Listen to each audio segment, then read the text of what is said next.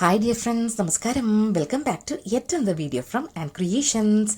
ഇന്നത്തെ നമ്മുടെ റെസിപ്പി എന്ന് വെച്ചാൽ അരി അരയ്ക്കാതെ, കുതിർക്കാതെ, പൊടിക്കാതെ, ഈസ്റ്റ് ചേർക്കാതെ, ഏറ്റവും പ്രധാനമായിട്ട് തേങ്ങ ചേർക്കാതെ വളരെ സോഫ്റ്റ് ആയിട്ടുള്ള വെള്ളയപ്പത്തിൻ്റെ റെസിപ്പിയാണ്.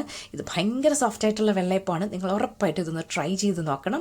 അപ്പം നേരെ നമുക്ക് വീഡിയോയിലേക്ക് കടക്കുന്നതിന് മുന്നേ നിങ്ങളെ ഞാനൊന്ന് ഓർമ്മിപ്പിക്കുന്നു, ഇതുവരെ എൻ്റെ യൂട്യൂബ് ചാനലായ ആൻക്രിയേഷൻസ് നിങ്ങൾ സബ്സ്ക്രൈബ് ചെയ്തിട്ടില്ലെങ്കിൽ ചാനൽ ഒന്ന് സബ്സ്ക്രൈബ് ചെയ്യണേ. സബ്സ്ക്രൈബ് ചെയ്യുമ്പോൾ അടുത്തൊരു ബെല്ലൈക്കൺ വരും. ആ ബെല്ലൈക്കണിൽ 3 ഓപ്ഷൻസ് ഉണ്ട്. അതിൽ ഓൾ എന്നുള്ള ഓപ്ഷൻ തന്നെ ക്ലിക്ക് ചെയ്യണേ. അപ്പോൾ ഇതാണ് നമ്മുടെ ഇൻഗ്രീഡിയൻസ്, അതായത് അവലും അതുപോലെ തന്നെ പാലപ്പത്തിൻ്റെ പൊടിയുമാണ്. അപ്പം 1 കപ്പ് അവലിന് 1 കപ്പ് അരിപ്പൊടി എന്നുള്ളതാണ് കണക്ക്.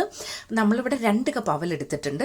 ഇതിലേക്ക് നമുക്ക് 2 കപ്പ് റൂം ടെമ്പറേച്ചറിലുള്ള സാധാരണ വെള്ളവും കൂടെ ചേർത്ത് നമുക്കിതിനെ ഒന്ന് കുതിരാനായിട്ട് വെക്കാം.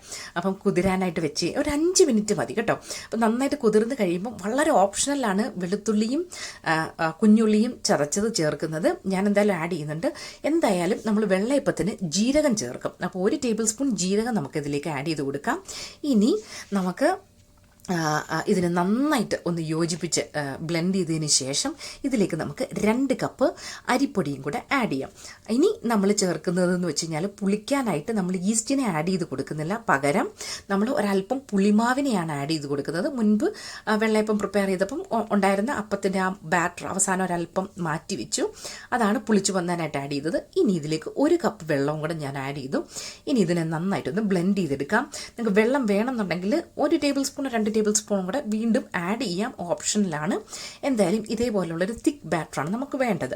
അപ്പം ഞാൻ മാവ് അരച്ചപ്പോൾ അല്പം ഷുഗറും കൂടെ ആഡ് ചെയ്യാൻ മറന്നുപോയി. അതുകൊണ്ട് 1 ടേബിൾ സ്പൂൺ ഷുഗറും അതുപോലെ തന്നെ 1 ടേബിൾ സ്പൂൺ വെള്ളവും കൂടെ ചേർത്ത് ഒന്നും കൂടെ ഒന്ന് ബ്ലെൻഡ് ചെയ്തെടുത്തതാണ്.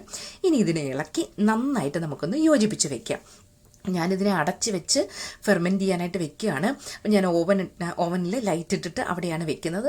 അപ്പോൾ എനിക്ക് 5 മണിക്കൂറിൽ ഇത് നന്നായിട്ട് പുളിച്ച് പൊന്തി കിട്ടി. അപ്പം നമ്മൾ ഒരു കാര്യം ശ്രദ്ധിക്കേണ്ടത്, പുളിച്ച് പൊന്തിയതിന് ശേഷം മാത്രമേ നമ്മൾ ഉപ്പിന് ആഡ് ചെയ്ത് കൊടുക്കാവുള്ളേ, അല്ലെങ്കിൽ ആ ഈസ്റ്റിൻ്റെ ഒരു ഫെർമെൻറ്റേഷൻ കറക്റ്റായിട്ട് നടക്കില്ല. അതുകൊണ്ടാണ്. അപ്പോൾ ഇനി നമുക്ക് ഉപ്പിനെയും കൂടെ ചേർത്ത് നമുക്കിതിനെ നന്നായിട്ടൊന്ന് യോജിപ്പിച്ചതിന് ശേഷം ചുട്ടെടുക്കാം. അപ്പം ചുട്ടെടുക്കുന്ന സമയത്ത് നമ്മളിതിനെ ഒരു പാൻ അടുപ്പത്ത് വെച്ച് ചൂടായി കഴിയുമ്പോൾ അതിലേക്ക് മാവൊഴിച്ച് ഇതേപോലെ അടച്ച് വെച്ച് ഒരു സൈഡ് മാത്രം നമ്മൾ തിരിച്ചിടുന്നില്ല. അപ്പം ഇത് വെള്ളയപ്പം കായി. ഇതേ ബാറ്റർ തന്നെ 2 സൈഡും നമ്മൾ ചുട്ടെടുക്കുമ്പം അത് കള്ളപ്പമാവും. കള്ളപ്പത്തിന് നമ്മൾ മൂടി വെക്കാതെ ചെയ്യുന്നതാണ്. അപ്പം വെള്ളയപ്പത്തിന് മൂടി വെച്ച് ഒരു സൈഡ് മാത്രം നമ്മൾ ചുട്ടെടുക്കും. അപ്പോൾ ഇന്നത്തെ വീഡിയോ നിങ്ങൾക്ക് ഇഷ്ടപ്പെട്ടു എന്ന് വിശ്വസിക്കുന്നു. വീണ്ടും നല്ല വീഡിയോ ആയിട്ട് കാണുന്നവരെ ഇറ്റ്സ് ബൈ ബൈ ഫ്രം ആൻക്രിയേഷൻസ്.